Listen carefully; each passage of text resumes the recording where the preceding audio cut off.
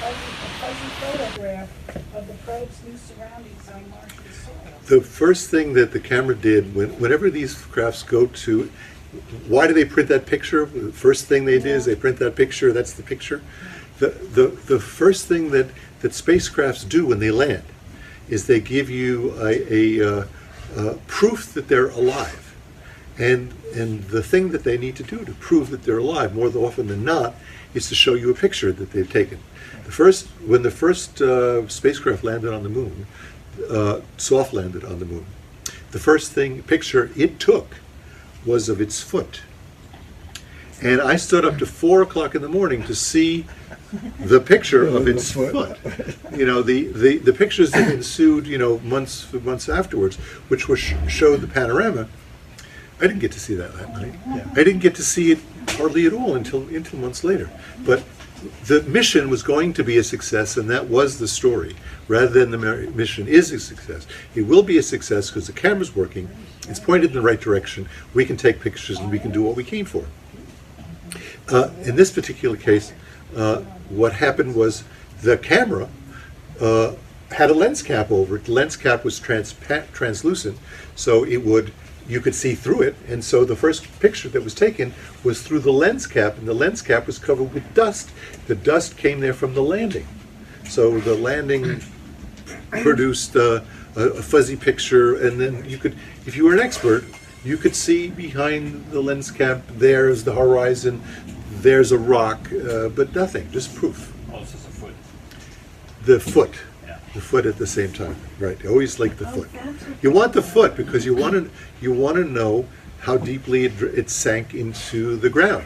You know, you want to know what the terrain is like. The only way you're going to know, this thing, it doesn't move. So if it doesn't move, they're never going to know what the terrain is really like. The best shot they've got is taking a picture of the foot. So they took a picture of the foot, and so. The reason that I was delaying this beginning of this lecture is because I was playing with some technology which I wanted to put on the TV screen.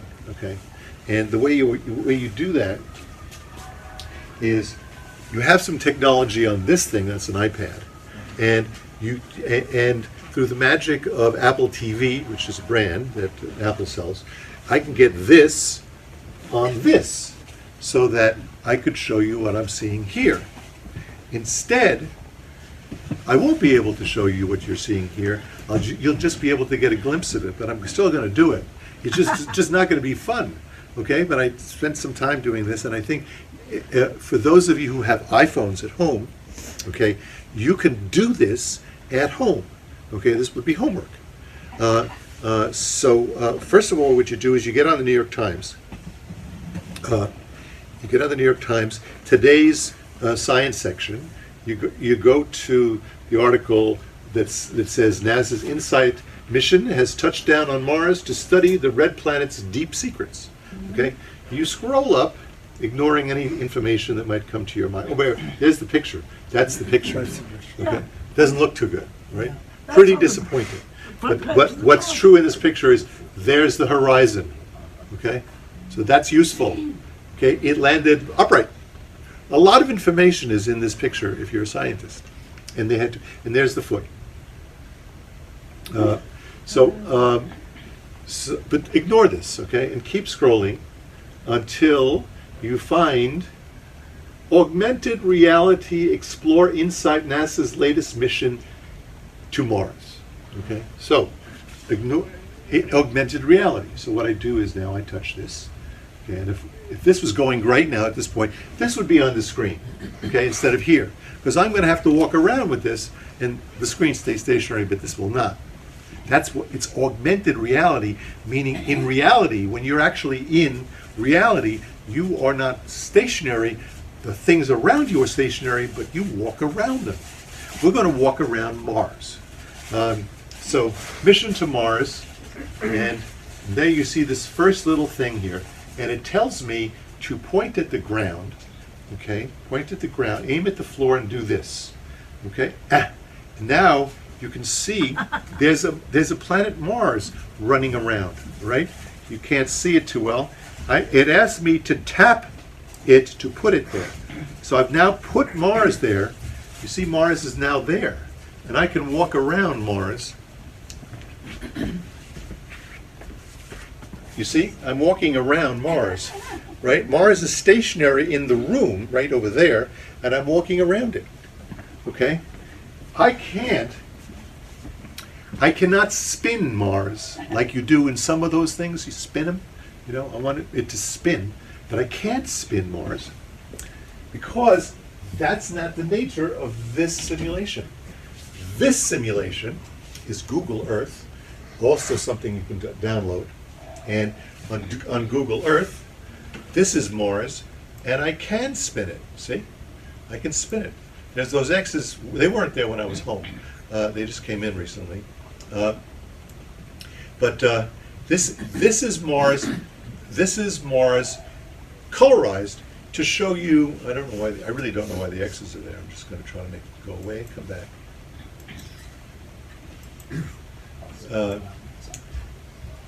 Okay. This is Mars colorized, and it's colorized to indicate levels of height and depth. So this is depth.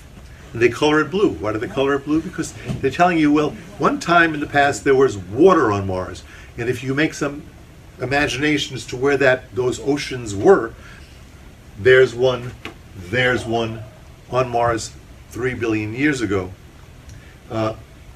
This simulation does the same thing.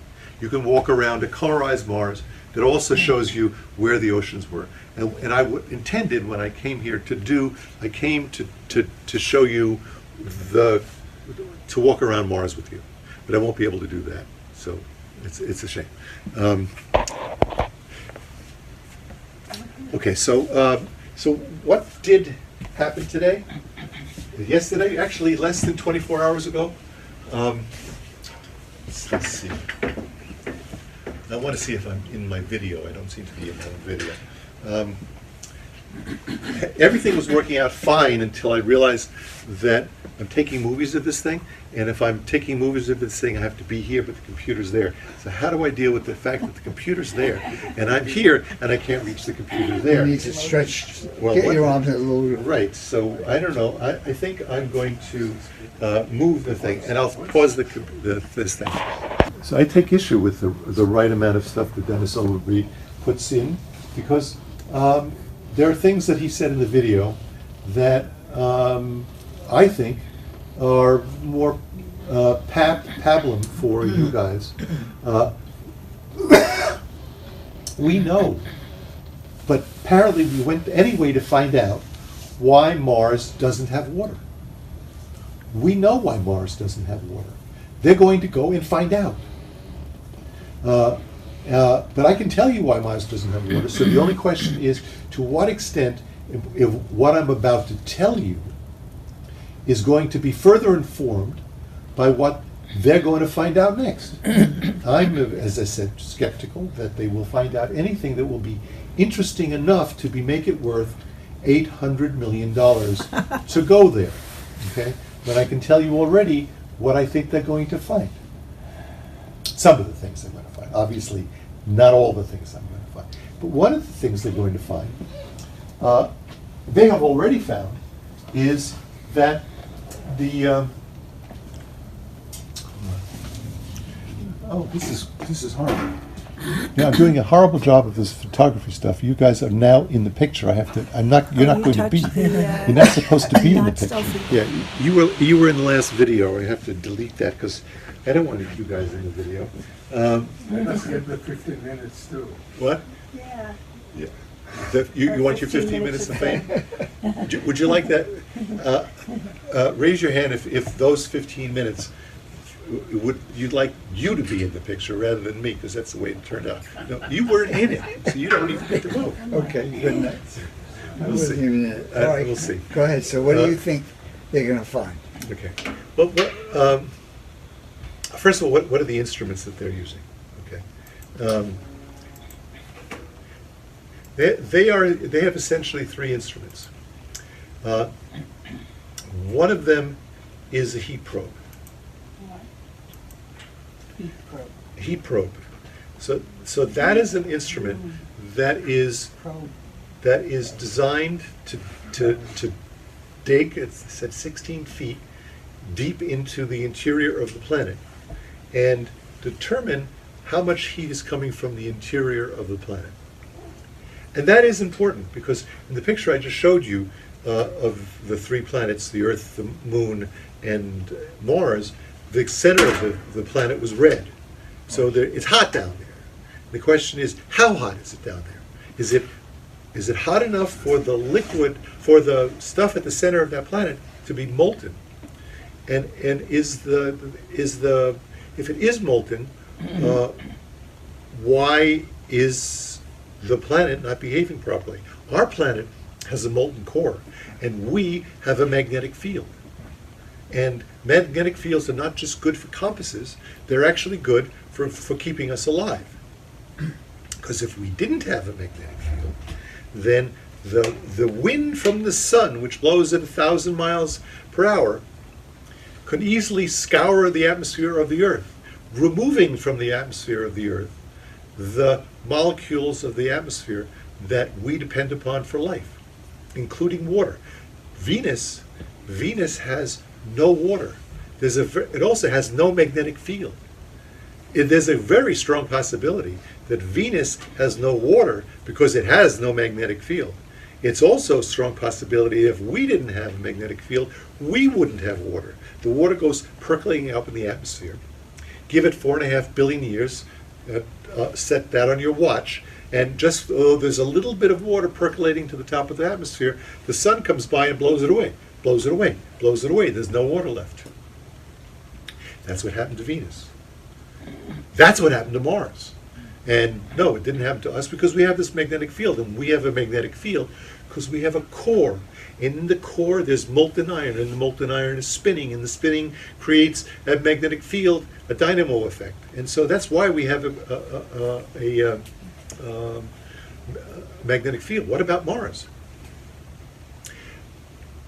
Does it have a magnetic field? No, just a very weak one. Why doesn't it have a magnetic field? Look at that. It's the center looks like it's molten. If it's molten, then it should have a magnetic field, but it doesn't. So that's what we're doing. We're going to find out whether or not the center of Mars is molten. That is a good question. The answer is obvious, though. No, it's not. Because if it was, it'd have a magnetic field. So it's going to be hot, but not hot enough. So I can tell you, my guess is the science will tell you, oh, it's hot down there, but not quite hot enough for it to be liquid iron to generate the magnetic field that's required to protect the planet from the rays of the sun, from the solar wind blowing off the air. The gravity isn't strong enough, and the solar wind is strong enough, and there's no water on Mars. That's what they're going to find out. That's what they're going to find out.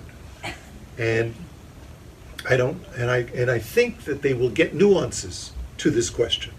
You know, it's hot enough, this hot, but not that hot, so you have to be this hot in order to have a magnetic field. Mars had a magnetic field. How do I know? How can I say that? Could I say that Mars had a magnetic field? Well, how can I say, if I came to the Earth today and I decided to check out the history of the magnetic field of the Earth, historically, the past. I want to see the magnetic field of the Earth as it was in the past. How do you do that? Well, you just look. Where do you look? Way down. No, you don't look way down. You walk around the Earth with a compass, okay, a magnetic field detector, and this is the United States. See the United States? Red means the magnetic field is pointing north. Blue means it's pointing south. And I'm not talking north-south so much as a little bit north, a little bit south, just deviations from the norm. So as you move across the continental United States, you're not going to see your compass moving back and forth like this. But if you had a sensitive compass, you'd be able to see the variation as you went from here to here. This is changes in the magnetic field of the Earth. This is the Pacific Ocean. Does it look different? It damn well does. It looks different because there are stripes. you know that the United States moves, literally is floating in the Pacific Ocean. It floats and it moves. And the Pacific Ocean moves, the ground behind the United States is a tectonic plate. And the United States sits on a different tectonic plate. And those tectonic plates move against one another. The two are moving. And as they move, there is hotspots. And the hotspots along the moving tectonic plate they melt.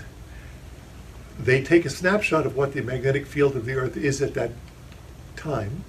Then they cool down and then move onward, and now they're cool. So now they have a snapshot. These are snapshots of the magnetic field of the Earth off the coast of the Pacific Ocean as the Pacific plate moves against the continental plate of the United States. And you can see every few thousand years or so, there is a change in the magnetic field of the Earth, because the Earth's magnetic field does something that is absolutely ridiculous and remarkable. Every few tens of thousands of years, north becomes south, and south becomes north. And literally the magnetic field of the Earth switches back and forth and back and forth, and it's been doing it forever. Why? Because it wants to. Why, she says? Because it wants to. Now, when I say because it wants to, I'm only being slightly facetious. What I'm saying is, who knows? Right. Now, there are plenty of people who spend their lifetimes trying to answer that question, so not to dismiss their work. But nevertheless, I point to you, the sun has a magnetic field. The sun has, if you will, a north and a south, although it's much more complicated in the case of the sun. But let's just say that, north and south.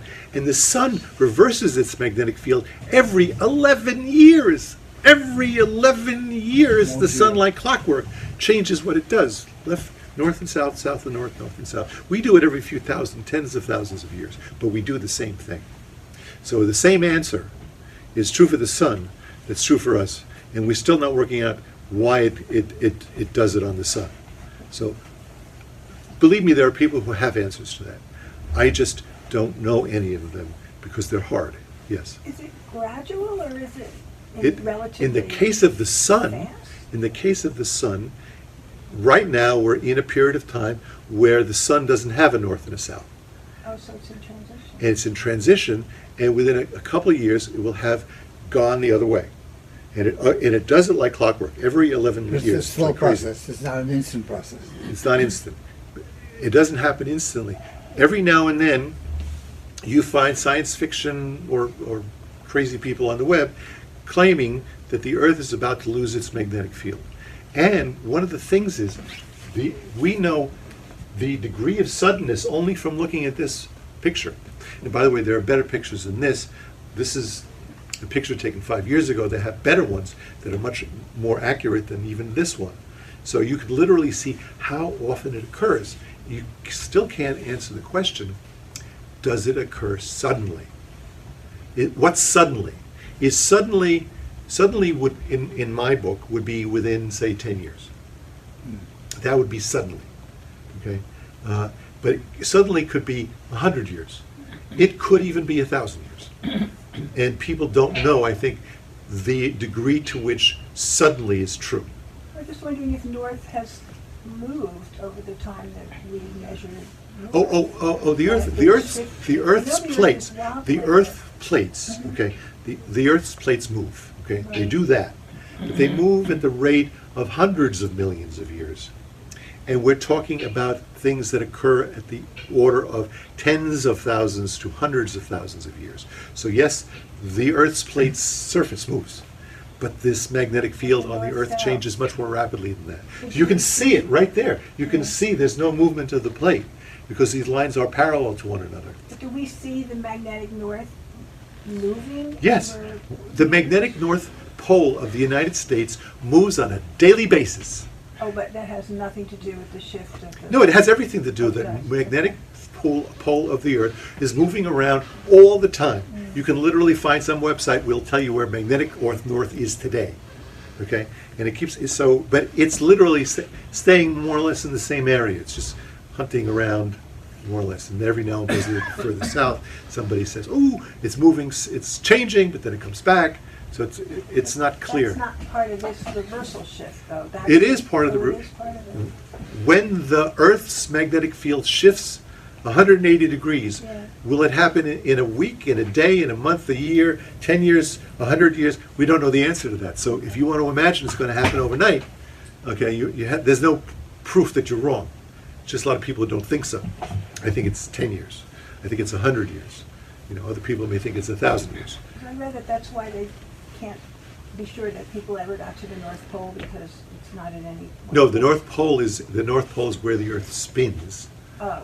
Okay. So there's a way of telling if you're at the North Pole. What you do is you point your telescope up, and you see if vertical doesn't do this.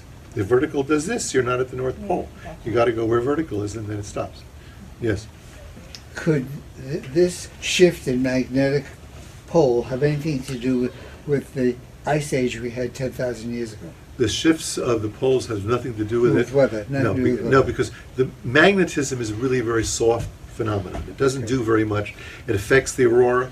It affects the solar wind coming down to the Earth, but the sun has very little effect on the surface of the Earth. Okay, You so know, there's nothing it to has do with weather very little patterns. effect, if any, on the weather on the Earth. Gotcha. Oh, and weather in the The sun has very little effect on the weather on the Earth. The temperature of the sun is constant, and if the sun did some crazy stuff, it would certainly have an effect. But not the little itty bitty particles that are size of atoms flowing off the sun at thousands of miles per hour really don't affect us. They just affect the atmosphere, which is thin, a couple of hundred miles up. So they've got a drill. They've got a drill, and that drill is going to drill down 16 feet. I don't know how that's going to do that. Do you have a question? I was wondering, like way back in the times of Pangea, when the Earth was in its pre-mortal state, did it actually ever increase in mass as time went by, like from a golf ball to the size of an orange? Did the Earth ever increase in mass? Yes. From a golf ball to an orange? Well, the answer to that is obviously yes, but you just have the time frame wrong. Okay, the Earth used to be a golf ball, then it became a grapefruit. Later on, it became the size of a stadium, and that hold a black ball. Then it became a state, then a country, then a continent, and then finally it's something the size of the planet Earth. And all that happened in a short period of time. Long before there was during a period of time during which the planets were formed, and that happened in a very rapid period of time, and it happened so long ago that it happened 4.56 billion years ago. The number that you're talking about is in the third decimal point there. Somewhere between 4.55 and 4.56 billion years ago, Earth went from the size of a golf ball to the size of a planet. And it did it very rapidly. And then from that point on, it kept getting hit by the golf balls that were left over. So Earth is continuously being hit by those things. To this day, Earth is being hit by tons of stuff. So Earth is continuously getting bigger every day. But it's so big that it doesn't count. I have the question. What's happening with this probe? This thing, first of all, it's going to take 3 months. It's going to take 3 months for them to put that probe on the ground and start drilling, because they have to test everything. It's actually not drilling, it's hammering. It's hammering. Yeah, Now, that seems easier. we in New York City don't know very much about hammering down. We do all sorts of ways. We don't have to hammer in New York City to get down to something, because we have Manhattan schist rock. So basically people just dig a hole and then build a building in it. They don't have to put piles down. So that we, meaning me, have no experience with what it takes to get a piling down through a hole when in fact there could be rocks below the piling. This thing is going to be drilling down through they don't know what. This device can't move. So they are confident somehow that this little instrument is going to be able to dig down 16 feet. I have no knowledge about this whatsoever. All I can say is I will be impressed when it does it. They don't know what the quality of the rock is on That's right. Mars. Well, they do know the quality of rock on Mars. They know the strength of the rock. But- They don't know what exactly is under them. Okay. So they know it's on the surface, but they don't. Yeah, but they're, but They've got a they're, clue. they're confident they can dig 16 feet through the rock, right? And what are they going to do? They're going to dig, and and then when they get down there, they're going to measure the heat coming up from the center of the Is planet. 16 feet enough? Yes, it is. How How temperature differential will be enough for them to detect the difference? Here's what you do. Have you ever? Do you know what good 6 feet down is for burying bodies? I've seen it. Go ahead. But what you don't know is that 6 feet down is all you have to dig, and if you're down there trying to determine whether it's summer or winter, you can't tell. Because the seasons, the seasonal variation changes less and less the deeper you go, and by around 6 feet down, the seasonal variation of the temperature down there is nil. It's the same temperature winter and summer. It's determined entirely by the heat coming out of the Earth, and not the heat coming down from above. Heat is coming out of the Earth all the time. Even at 6 feet, you can detect. Even at 6 feet, you can Wow. determine it on the Earth. Didn't know that. Right. That's why you know coal miners. The deeper they go, the hotter it gets. Yeah. It's because the deeper you go, the hotter it gets. Right. And it keeps doing that till you get to the center of the Earth. Gotcha. Right. So all they need to do is just measure the heat that's coming out, and so they measure the temperature. What they will do is they will do something like this. They will heat up the probe, and then they will like steam heat the probe, and then they'll stop, and they'll wait to see how long it takes the probe to cool off. Wow.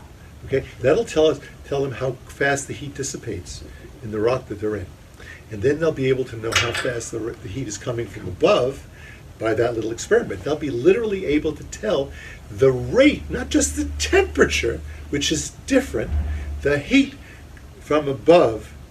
They'll be able to determine that because they'll know the rate at which the heat is coming up. That'll tell them about the center of the planet. Okay, that's a big deal in terms That's of because the center of Mars may, since it has no magnetic field, it may be minuscule hotter. We don't know how We don't much know. hotter, But- and it could be very little hotter. well. Here's Mars. Remember I showed you the stripes on the Earth? Yeah. These are the stripes on Mars. There are magnetic stripes like the ones on Earth, and these are on Mars. See? Same ones. Not as many, because first of all, the Mars does not have tectonic plates that move. Right. Okay? So the process is entirely different. Nevertheless, these different bands indicate different times.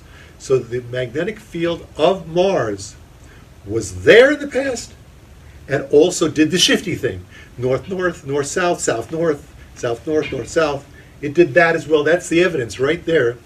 But we now know that Mars doesn't have a magnetic field as well. But that's the evidence that it did. That it did. That it did, What yes. caused Mars to lose its magnetic field? Aha! Aha! What caused Mars to lose its magnetic field? Aha! I love that. Aha! Because that's what they're going to do with the probe. The probe is measuring how fast it's losing its heat.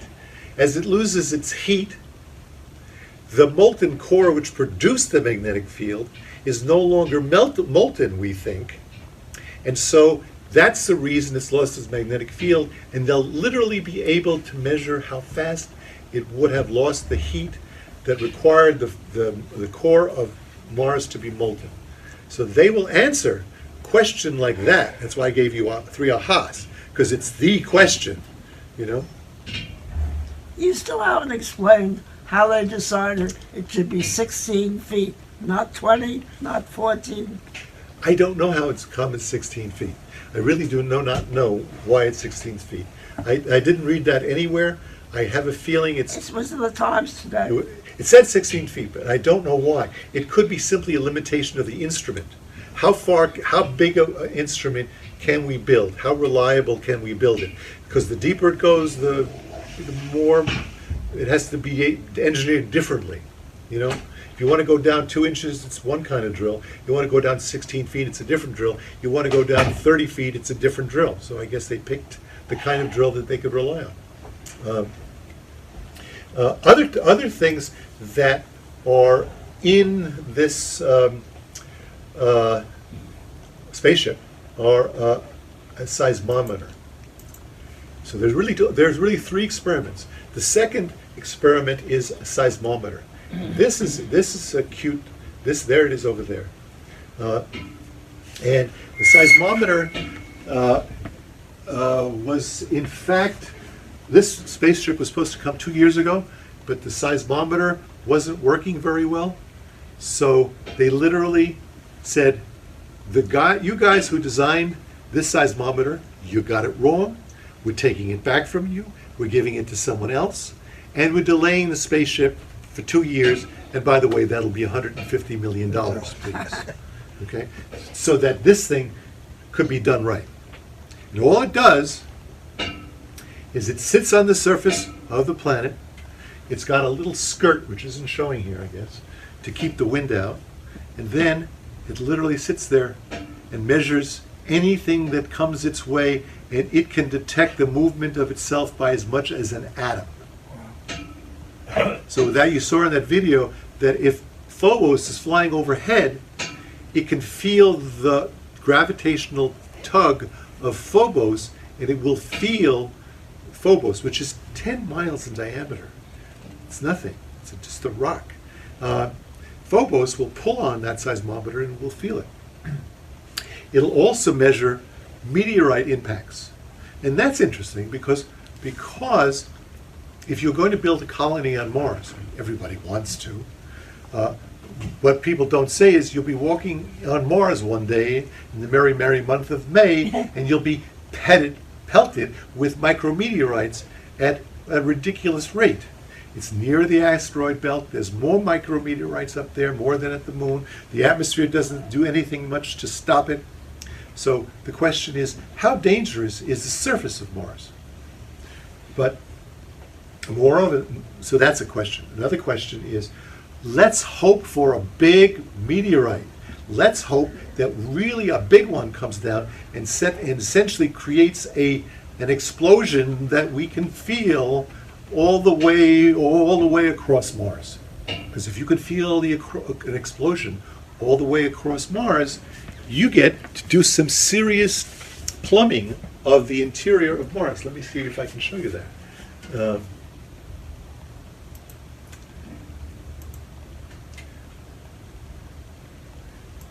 Yes, so this is a nice video. It's only a minute. It really answers the question, what is a seismometer doing on Mars? Are there earthquakes on Mars? Or rather, Marsquakes?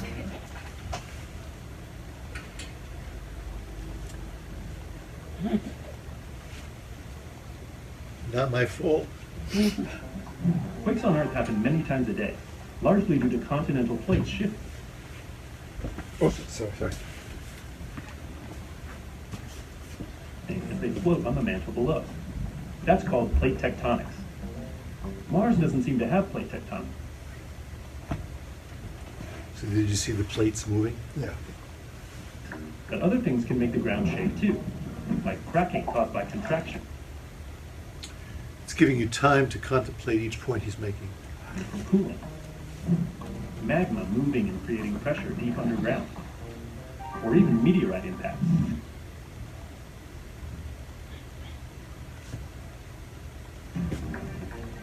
Quakes of any kind send seismic waves around and through the planet. Scientists can study how those waves bounce off layers deep underground to help understand what a planet's interior is like. NASA's InSight lander carries a super-sensitive instrument to measure Mars quakes.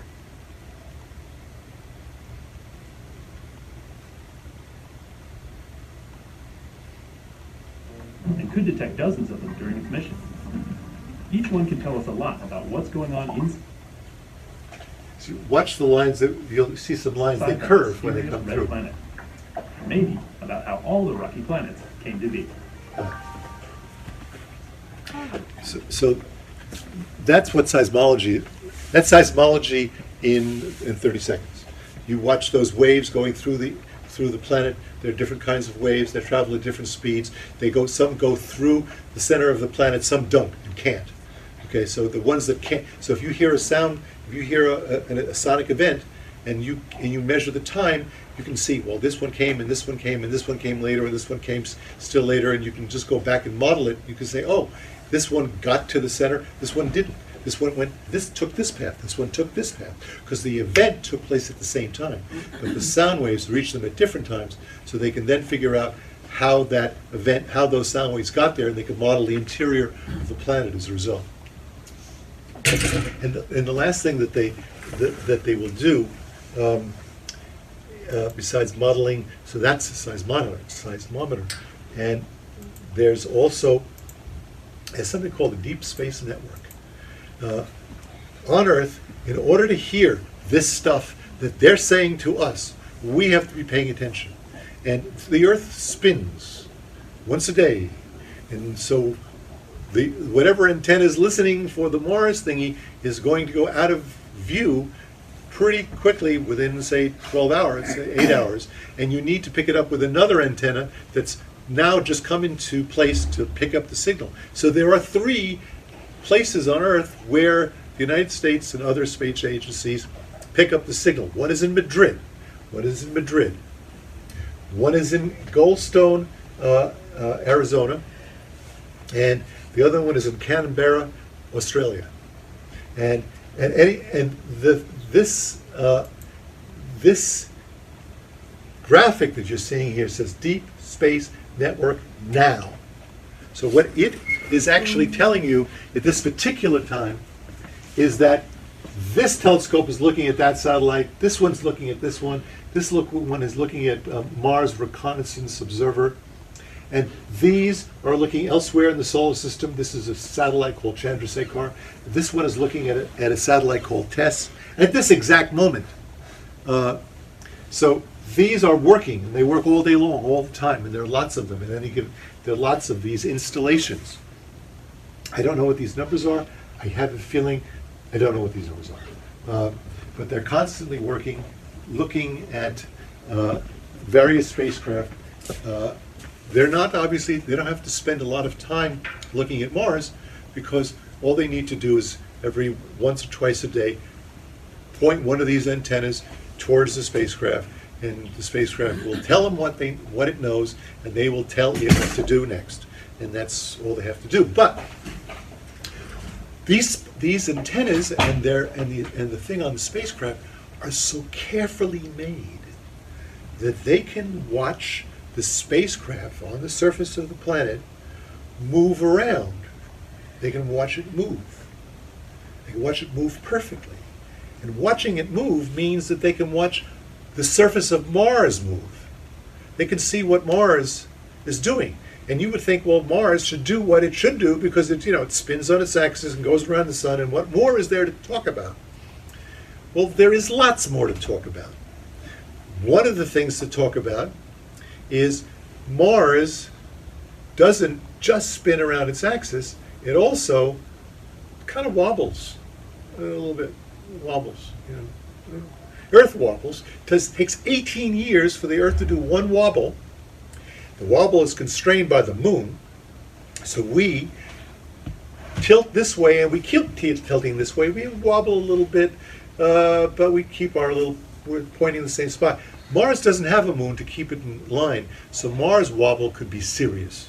So another way that Mars could have lost its atmosphere is Mars could simply have wobbled and turned itself over, and it could have literally done a Uranus thing. It could literally have pointed one of its hemispheres towards the sun for 1 million years, and then point at the other, not for years, 2 years pointing this way, and then 2 years. Mars could have done anything it wanted with itself. And we know that, and we want to know exactly what Mars can do to itself, and we can watch it do it for itself. For 2 years, we can watch Mars do its own little dance in space. And so that will also tell us more. But the one thing it won't tell us is one more thing. Yes? Could anything happen to Mars to change the atmosphere? What happened to Mars to change the atmosphere was the solar wind that blew it away. The fact that there wasn't enough gravity to hold it there in the first place. That's the two things. But could something happen again to change it? The Mars, could something happen again to change it? Yeah, but no. It's bad enough as it is. And so for the last, the class was over 10 minutes ago. For the last thing that I wanted to say, because this is really important if we're going to do something different next week, is a very nasty piece of work that got me started about all this, why are we going to Mars kind of thing. And the nasty piece of work was an article that discussed the possibility of terraforming Mars. Now I started this class by saying, why are we going to Mars? And one of the reasons that we want to go to Mars is we think that perhaps, maybe, one day we could live on Mars if we could only terraform it. That's in the back of everybody's mind. You ought to talk about it. Mars could be changed to be just like Earth, maybe a little colder, oceans, atmosphere you can breathe, walk around without a spacesuit, just need some warm clothing because it'll be awfully cold on Mars. How do we change the atmosphere? How do we change the atmosphere? Aha! I'm going to say this again. Another. Aha! Another. Aha! Good question. Okay, so the answer has always been the following. Mars' atmosphere is made of carbon dioxide. That's a greenhouse gas. What we'll do is, the polar cap of Mars is covered with carbon dioxide. What we'll do is, we'll melt the polar caps of Mars.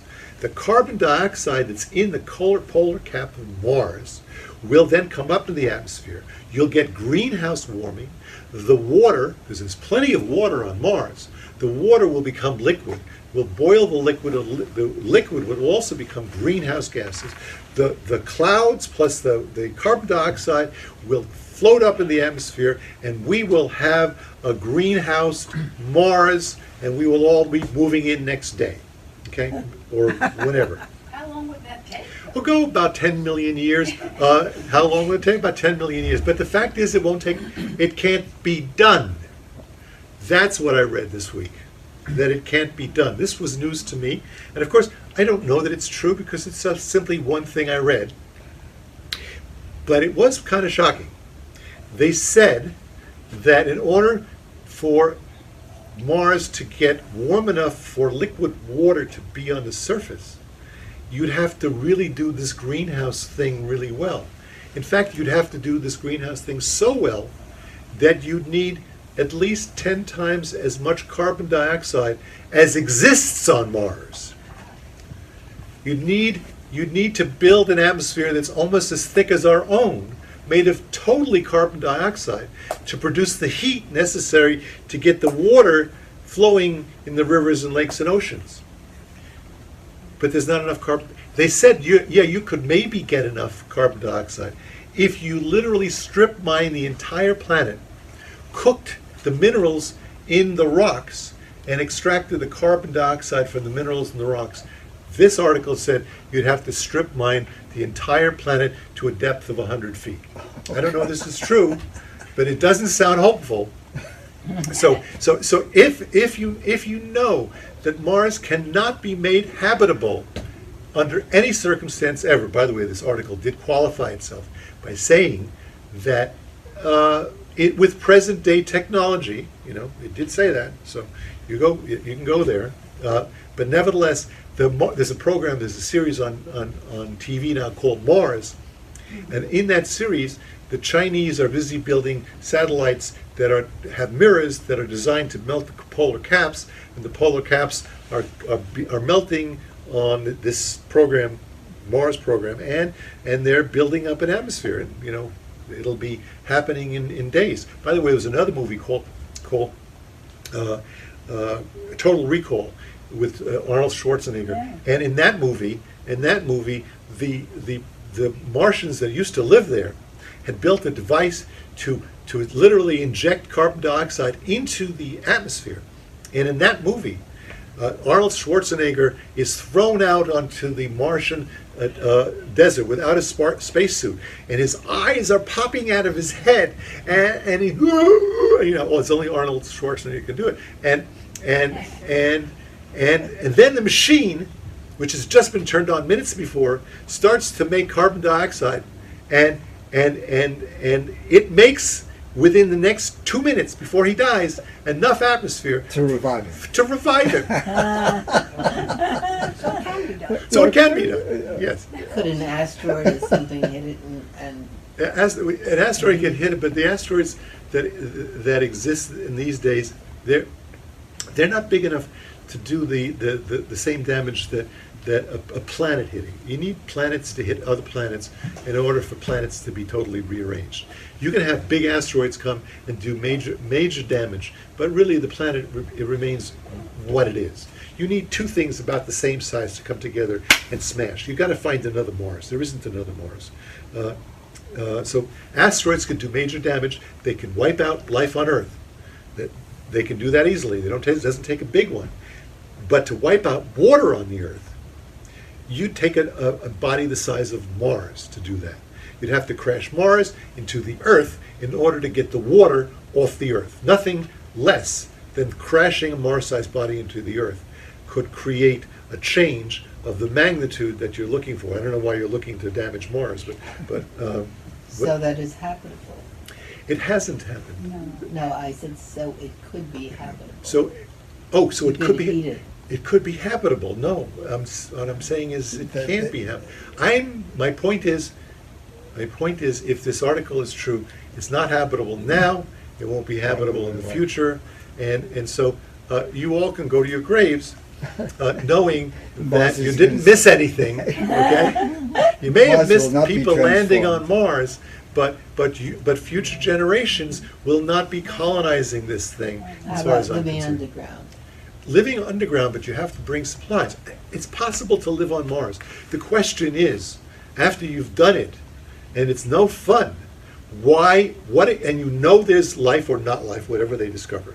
And they discover how Mars was formed, and they discover all the science. Once they've done all the science, why would you go to Mars?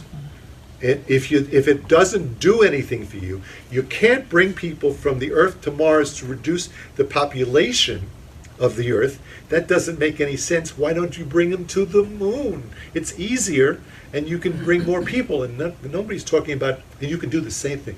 The moon has light gravity. The moon is easier to get to. It's 3 days rather than 3 months. And you still need spacesuits. Why would you go to Mars when you can go to the moon and come back on vacation, right? But the moon doesn't have any atmosphere. Neither does Mars. Mars doesn't have an atmosphere. You still have to wear a spacesuit. If you walked out on the surface of Mars and did a this number, you'd explode, just like in outer space. There's no atmosphere worth a damn. It's less than 1% of the atmosphere on Earth. It's like 30 miles higher than Mount Everest, the level of atmosphere on Mars. It's a no-go-to place as far as I'm concerned. Yes. But Elon Musk is putting his money into Mars. For why? I don't know. Why is Elon Musk putting his money into Mars? Elon Musk is a bit of a visionary, right? So, and I am a bit of his curmudgeon. So there's no good reason why he should talk to me about his vision. But He's got a lot of money, and he can do whatever he wants Right. with it, right? No, but the Including thing that. is, if you build it, they will come.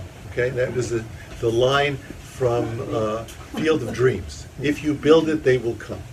So there's always the possibility that if you build it, they will come.